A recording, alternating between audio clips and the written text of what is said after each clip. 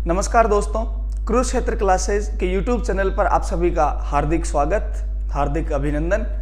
जैसा कि आपको पता है, हम आर्मी जीडी और आर्मी की जो अन्य वैकेंसीज हैं उनके लिए जीके की टेस्ट सीरीज चल रही है। और हिस्ट्री में आज जो हम पढ़ने वाले हैं वो महाजनपद काल, यानी कि भारत के अंदर जो 16 महाजनपद थे उनसे संबंधित कौन कौन से वंश उन महाजनपदों पर राज करके गए थे और उनसे कौन कौन से प्रश्न अपने एग्जाम के अंदर बन सकते हैं। तो दोस्तों, बिना समय व्यर्थ किए अपन स्टार्ट करते हैं। पहला प्रश्न आपको स्क्रीन पर दिख रहा होगा कि बिंबिसार किस वंश का शासक था। आर्मी के पेपर के अंदर एक प्रश्न इस प्रकार का 100% पूछा जाता है। आपको जिसमें किस राजा का नाम मिलेगा और उसको बताना पड़ेगा कि वो कौन से वंश से रिलेटेड था। ठीक है, तो बिंबिसार किस वंश का राजा था, तो देखिएगा इसका जो आंसर है वो बताओ क्या होगा, हर्यक वंश। बिंबिसार किस वंश का राजा था, हर्यक वंश। ठीक है, देखिएगा अपने भारत के अंदर महाजनपद काल में टोटल 16 महाजनपद हुआ करते थे। कुल कितने महाजनपद थे, 16। उन 16 महाजनपदों में से एक महाजनपद था जिसका नाम था मगध। बताओ, एक महाजनपद का नाम क्या था, मगध। और इस मगध महाजनपद पर कई वंश राज करके गए थे। हम यूं कह सकते हैं कि मगध महाजनपद पर राज करने वाला जो पहला वंश था वही बताओ कौन सा था, हर्यक वंश था। पहला ही जो राजवंश है वो कौन सा था, हर्यक वंश।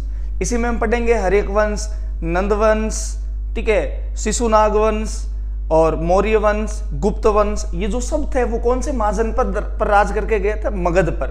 तो पहला राजवंश वैसे तो बृहरत वंश माना जाता है, लेकिन जिसने सुनियोजित तरीके से राज किया था वो कौन सा था, हर्यक वंश। और जो अपने बिंबिसार है, बिंबिसार वो कौन से वंश के राजा थे, तो हर्यक वंश के। आपको ध्यान रखना है। देखिएगा अगला प्रश्न, भारतीय इतिहास का प्रथम पितृहंता कौन है। दोस्तों, पितृहंता उसे कहा जाता है जो राजगद्दी प्राप्त करने के लिए अपने पिता की हत्या कर दे। तो पिता को मारने वाला या पिता की हत्या करने वाला बताओ क्या कहलाता है, पितृहंता कहलाता है। तो यहां पूछा गया कि भारतीय इतिहास का प्रथम पितृहंता कौन था, यानी कि सबसे पहले किसने अपने पिता की हत्या की थी। तो दोस्तों उसका आंसर जो है वो क्या था, अजातशत्रु था। क्या नाम था, अजातशत्रु। देखिएगा अभी मैंने आपको एक राजा का नाम बताया था, बिंबिसार। राजा का नाम बताओ क्या था, बिंबिसार। और इस बिंबिसार के एक पुत्र था जिसका नाम था अजातशत्रु। अजातशत्रु, ध्यान रखना, इस अजातशत्रु के लिए एक नाम और भी यूज लिया जाता था, कुणिक। ऐसा भी प्रश्न आपसे पूछ लिया जा सकता है कि कौन से राजा के लिए कुणिक शब्द का प्रयोग किया गया था, तो अजातशत्रु। और अजातशत्रु ने मगध की राजगद्दी प्राप्त करने के लिए अपने पिता बिंबिसार की क्या कर दी थी, हत्या कर दी थी। और अजातशत्रु भारतीय इतिहास का प्रथम पितृहंता कहलाया था। ठीक है, आगे देखिएगा नेक्स्ट, पुष्यमित्र किस वंश का शासक था। मैंने अभी आपको बताया था कि वंशों से संबंधित प्रश्न पूछे जाते हैं तो हमें अच्छे से याद रखना है। पुष्यमित्र एक राजा का नाम है और वो किस वंश से राजा संबंधित है, तो उसका नाम बताओ क्या, शुंग वंश। हमें याद कैसे रखना है, पुष्य, पुष्य तो आपको याद रखना पुष्प, और पुष्प को हम क्या करते हैं, सूंघते हैं। तो पुष्यमित्र किस वंश का राजा, शुंग वंश का राजा था। आगे चलिए अगला प्रश्न, सिकंदर ने भारत पर आक्रमण कब किया था। दोस्तों आप सब लोगों को पता है, विश्व विजेता सिकंदर महान, जिसने लगभग पूरे विश्व को जीता था, इसलिए हम आज उसे विश्व विजेता कहते हैं। तो उसने अपने भारत पर भी आक्रमण किया था। भारत पर आक्रमण कब किया था, 326 ईसा पूर्व में। सिकंदर ने भारत पर आक्रमण कब किया था, 326 ईसा पूर्वी के अंदर। आपसे पूछ ले कि जो सिकंदर था वो कहां का राजा था, तो आप बोल देना यूनान। बताओ सिकंदर कहां का राजा था, यूनान का। ठीक है, और यूनान में भी एक प्रॉपर जगह पड़ती है जिसका नाम है मकदूनिया। बताओ जगह का नाम क्या, मकदूनिया।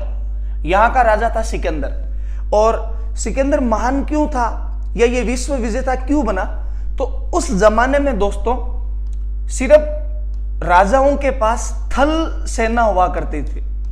थल सेना मीन्स आर्मी हुआ करती थी, लेकिन सिकंदर एक ऐसा राजा था जिसके पास में थल सेना तो थी, इसके साथ में इसके पास नौसेना भी थी, यानी कि इसके पास नेवी भी थी और आर्मी भी थी। तो ये जब भी किसी साम्राज्य पर आक्रमण करता तो इसकी एक सेना तो समुद्र से आती और एक सेना स्थल से आती थी। आप सब लोगों को पता होना चाहिए कि भारत के उत्तरी जो अपना भाग है, सिंधु, झेलम, चेनाब वाला, उधर से सिकंदर ने आक्रमण किया था भारत पर। कब किया था? 326 ईसा पूर्व में। आप ध्यान रखना, इस समय अपने भारत पर जो वंश राज कर रहा था उस वंश का नाम था दोस्तों नंद वंश। कौन सा वंश? नंद वंश। ये प्रश्न भी पूछा जाता है कि सिकंदर के आक्रमण के समय भारत के राजा कौन थे या कौन से वंश का राज था? तो नंद वंश था। आगे चलो नेक्स्ट। कलिंग का युद्ध कब लड़ा गया?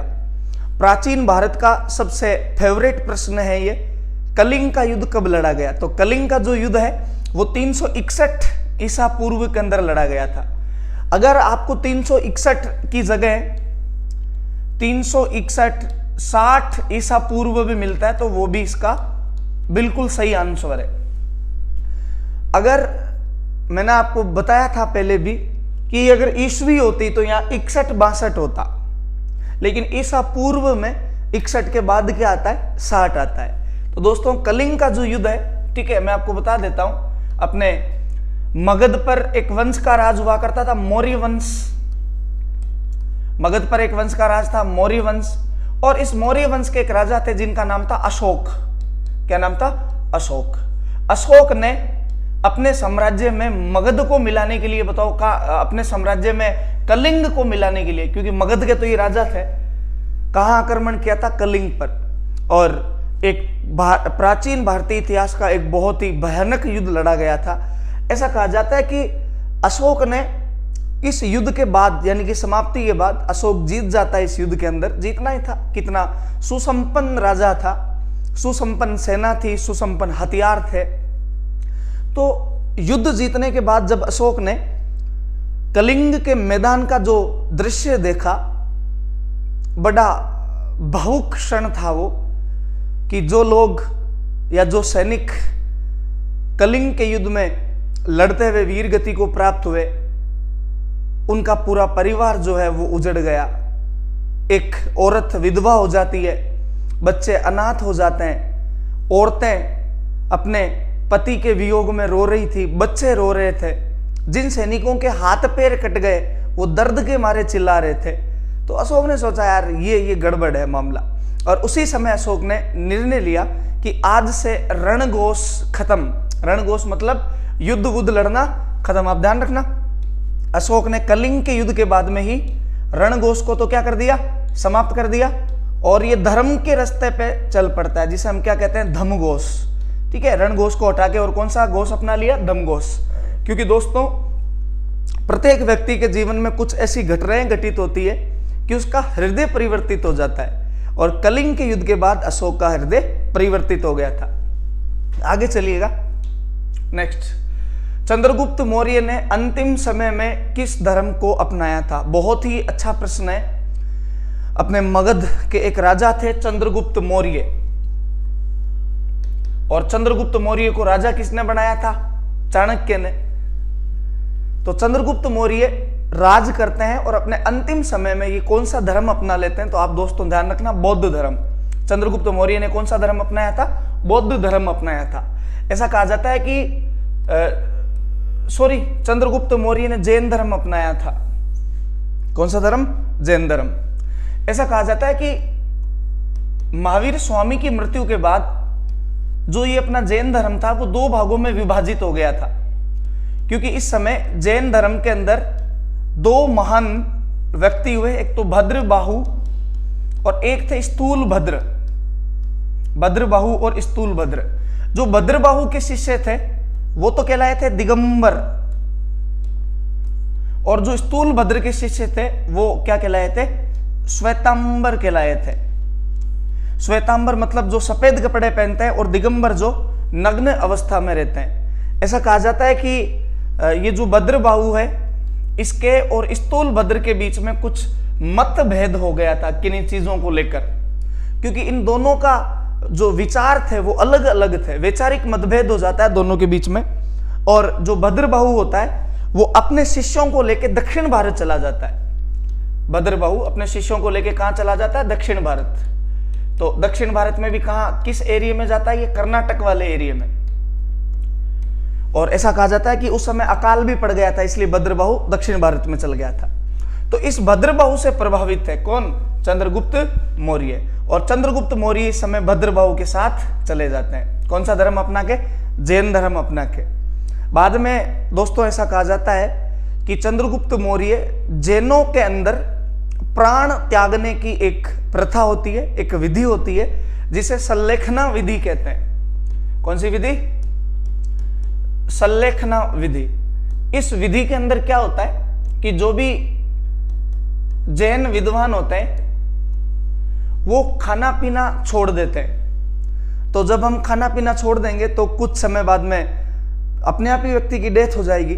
जो मजबूत रहेगा वो हो सकता है महीना 2 महीना निकाल दे, और जो कमजोर आदमी रहेगा वो हो सकता है 5-7 दिन के अंदर दम तोड़ दे।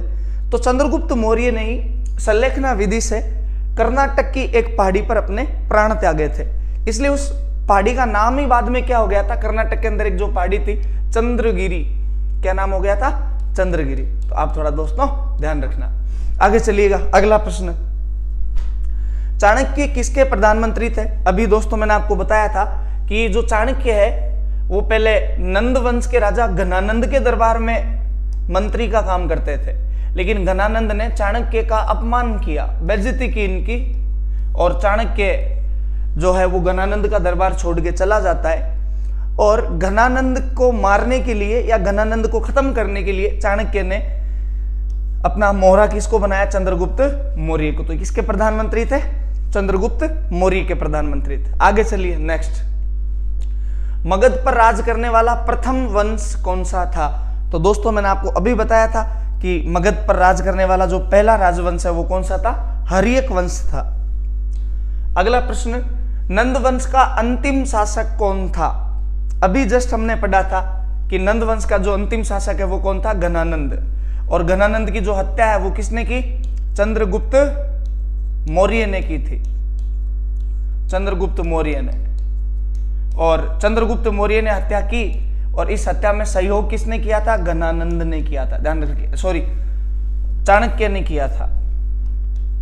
किसने किया था? चाणक्य ने किया था। आगे देखिएगा, अगला प्रश्न। झेलम नदी के किनारे सिकंदर का सामना किस शासक से हुआ? दोस्तों जब अपन उत्तरी भारत से आते हैं तो सबसे पहले एक नदी आती है, उस नदी का नाम है सिंधु।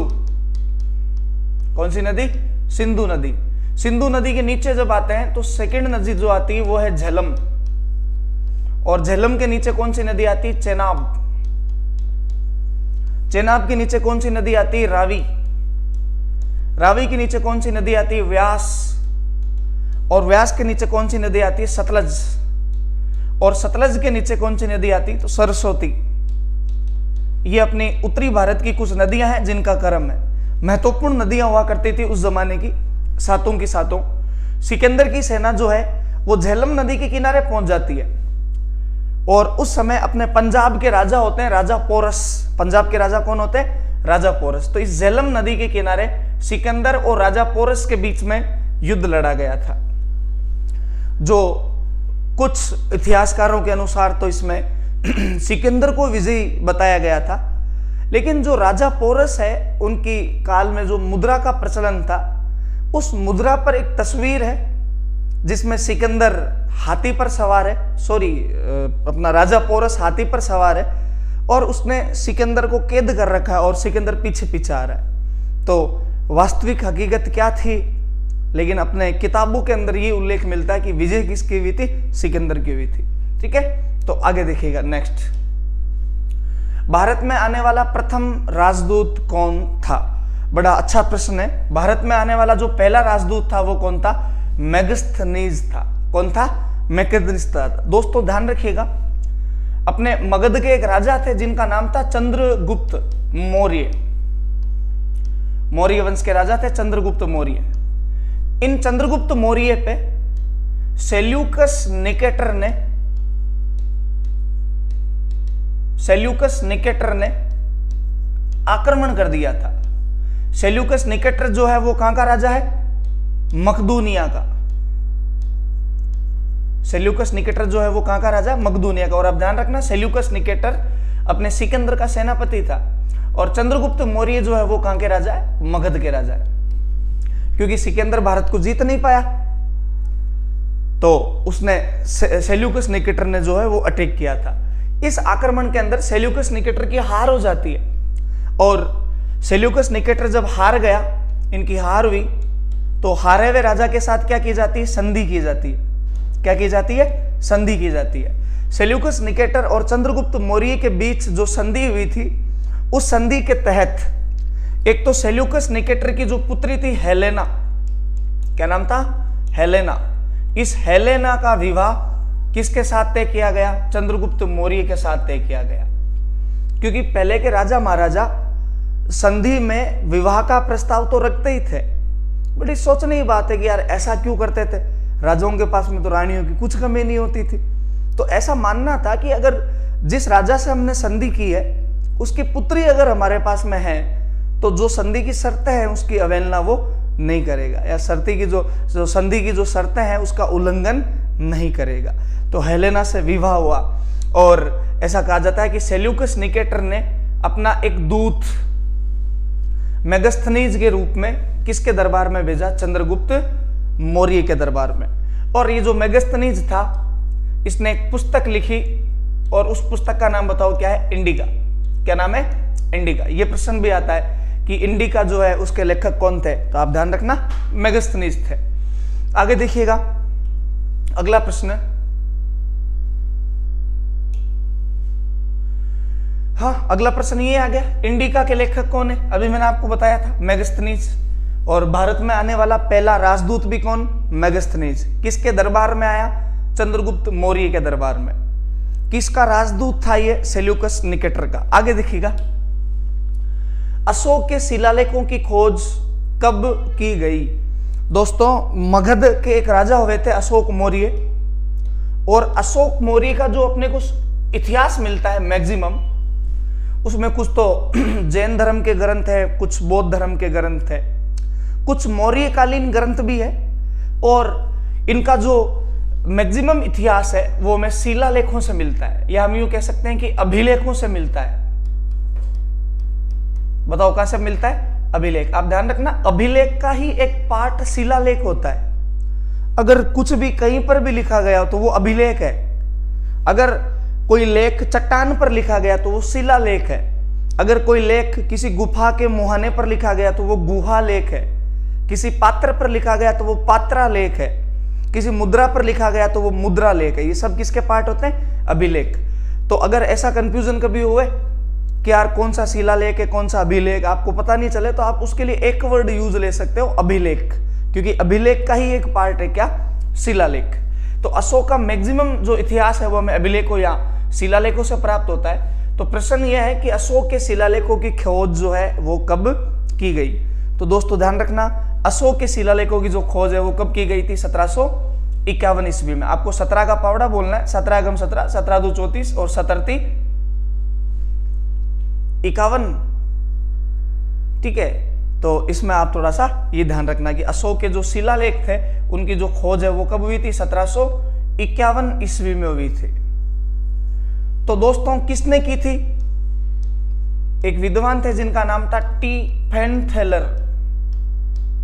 किसने की थी? टी फैनथेलर ने। इसको आप थोड़ा ठीक कर लेना, थोड़ा टाइपिंग के अंदर मिस्टेक हो गया।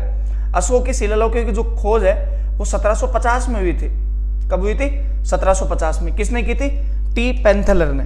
आगे देखिएगा, ये जो 1837 ईस्वी है दोस्तों, इसमें अशोक के शिलालेखों को पढ़ा गया, सर्वप्रथम पढ़ा गया। और पढ़ने वाला जो व्यक्ति था उसका नाम क्या था? तो आप ध्यान रखना, उसका नाम था जेम्स प्रिंसेप। क्या नाम था? James Prinsep. तो अशोक के शिलालेख जो थे उनकी खोज 1750 में भी। 17 का पावड़ा बोलना है, उसमें एक कम कर देना, 17 × 17, 17 × 2 = 34, 17 × 50। और सबसे पहले पढ़ा किसने? जेम्स प्रिंसेप ने। यहाँ 18 का पावड़ा बोलना है कि 18 × 18 और 18 × 2 = 37। ठीक है, वो एक जो हमने यहाँ घटा दिया था वो इधर ऐड करना है। खोज करने वाले कौन थे? टी फैनथेलर। और सबसे पहले पढ़ा किसने? जेम्स प्रिंसेप ने। अगर आपको और यहाँ से अच्छा प्रश्न पूछ ले तो अशोक के जो शिलालेख थे उनकी जो लिपियां थी दोस्तों वो 4 प्रकार की थी। कौन कौन सी? एक तो थी ब्राह्मी, एक थी ग्रीक, एक थी अरमाइक और एक थी ख्रोष्ठी। ये 4 लिपियां थी अशोक के शिलालेखों की, ध्यान रखना आप। और भारत के अंदर जो अशोक के शिलालेख मिलते हैं उनकी लिपि जो लगभग है वो कौन सी है? ब्राह्मी लिपि है। आगे चलिए अगले प्रश्न पे। हर्षचरित के लेखक कौन थे? दोस्तों हर्षचरित के जो लेखक है वो अपने बाणभट्ट थे। कौन थे? बाणभट्ट थे। आगे चलिए अगला प्रश्न। भारत का नेपोलियन किसे कहा जाता है? बड़ा फेवरेट प्रश्न है प्राचीन भारत का। और भारत का जो नेपोलियन है वो कौन कहलाता है? समुद्रगुप्त। कौन कहलाता है? समुद्रगुप्त। देखिएगा, मगध पर एक वंश राज करके गया था और उस वंश का नाम था गुप्त वंश। इस गुप्त वंश के जो संस्थापक थे उनका नाम था श्रीगुप्त। गुप्त वंश के जो संस्थापक थे उनका नाम क्या था? श्रीगुप्त। श्रीगुप्त इस गुप्त वंश के फाउंडर या संस्थापक थे। श्रीगुप्त के एक बेटा हुआ जिसका नाम था चंद्रगुप्त, लेकिन वो चंद्रगुप्त प्रथम था, चंद्रगुप्त मौर्य नहीं है। और चंद्रगुप्त का जो बेटा है वो समुद्रगुप्त, और समुद्रगुप्त का जो बेटा था वो था चंद्रगुप्त द्वितीय। यही इंपॉर्टेंट राजा थे गुप्त वंश के। और दोस्तों आपको ध्यान रखना है कि जो गुप्त वंश था उसका काल प्राचीन भारत का स्वर्ण काल कहलाता है। किस राजा का काल स्वर्ण काल कहलाता है? क्या वो ताकतवर होना चाहिए? क्या वो सभी युद्धों में जीता हुआ होना चाहिए? नहीं, ऐसा आवश्यक नहीं है। एक राजा का काल तब स्वर्ण काल कहलाता है तब उसके दरबार में अच्छे विद्वान हो, कला और संस्कृति को बढ़ावा दिया जाए, स्थापत्य कला को बढ़ावा दिया जाए, और एक राजा अच्छा सेना नायक भी हो। ये सारी चीजें जब होती है तो उस राजा का काल क्या कहलाता है? स्वर्ण काल कहलाता है। तो गुप्त वंश का काल जो है वो स्वर्ण काल कहलाता है। और भारत का नेपोलियन जो है वो कौन है? समुद्रगुप्त है।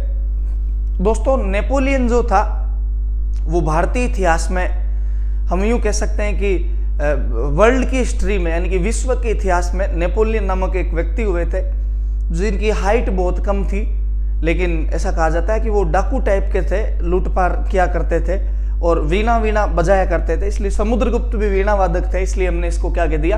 भारत का नेपोलियन। आगे चलिएगा।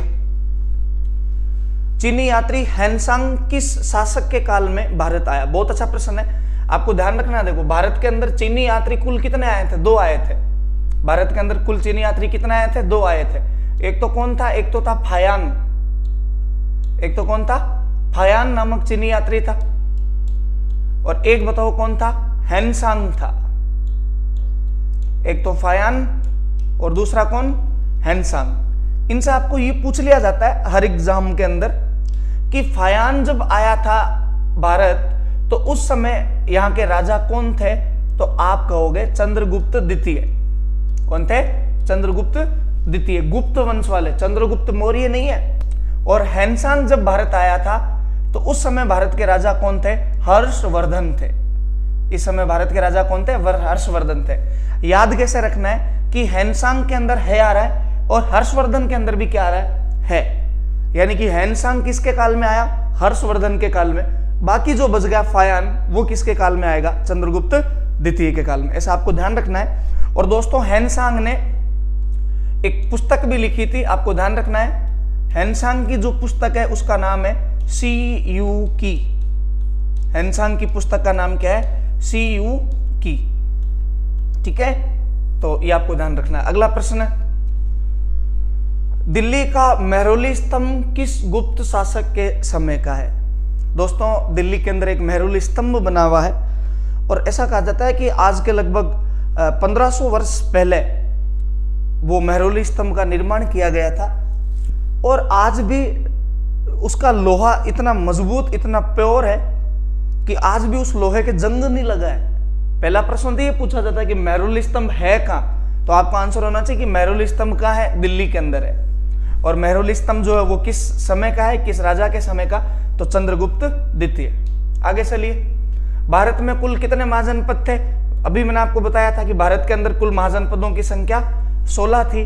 इनका उल्लेख हमें कहां मिलता है? तो दोस्तों भारतीय इतिहास के दो ग्रंथ हैं, एक तो है अपना अगुत्तर निकाय। बताओ ग्रंथ का नाम क्या है? अगुत्तर निकाय। और एक ग्रंथ का नाम है भगवती सूत्र।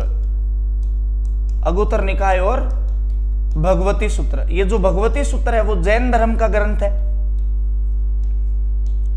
और जो अपना अगुत्तर निकाय है वो बौद्ध धर्म का ग्रंथ है।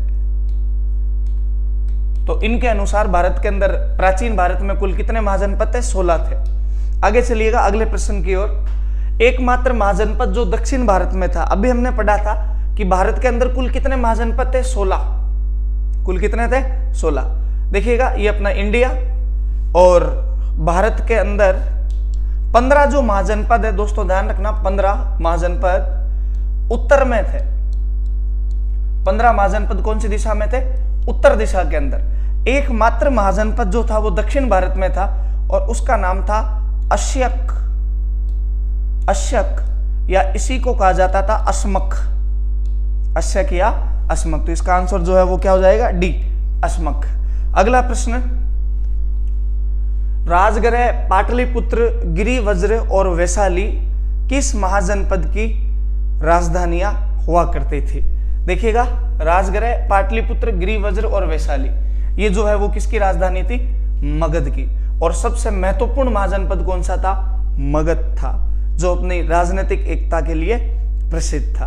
तो दोस्तों इसी के साथ जो अपनी आज की कक्षा है वो समाप्त होती है। धन्यवाद।